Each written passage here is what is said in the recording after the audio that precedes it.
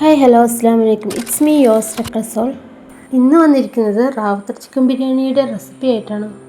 ഇതിനുവേണ്ടി 3 വെല്ലുള്ളി, 4 തക്കാളി, ചോപ്പ് ചെയ്ത ചെറിയുള്ളി, ഇഞ്ചി, വെളുത്തുള്ളി, പച്ചമുളക്. പാൻ ചൂടായ ശേഷം ഓയിലും നെയ്യ് ആവശ്യത്തിന് ചേർത്ത് അതിലോട്ട് ചെറിയുള്ളിയും വെല്ലുള്ളിയും ചേർത്ത് നന്നായി ഇളക്കി കൊടുക്കണം. ഉള്ളിലേക്കൊന്ന് വഴണ്ടി വരുന്ന സമയത്ത് അതിലോട്ട് ചോപ്പ് ചെയ്ത് വെച്ച് ഇഞ്ചി, വെളുത്തുള്ളി, നന്നായി ഇളക്കി യോജിപ്പിച്ച ശേഷം തക്കാളി, മല്ലിയില, പുതിനയില ചേർത്ത് കൊടുക്കുക. അതിലോട്ട് ആവശ്യത്തിന് കല്ലുപ്പ്, 3 ടേബിൾ സ്പൂൺ മുളക് പൊടി, 1 ടീസ്പൂൺ മഞ്ഞൾപ്പൊടിയും ചിക്കൻ സ്റ്റോക്കും തൈരും ചേർത്ത് നന്നായി ഇളക്കി യോജിപ്പിച്ച ശേഷം ചിക്കൻ അതിലോട്ടിട്ട് നല്ലോണം ഒന്ന് വഴറ്റി കൊടുക്കണം. അതിലോട്ട് 2 ടേബിൾ സ്പൂൺ അജ്മി ചിക്കൻ മസാല ഇട്ട് കൊടുക്കുക.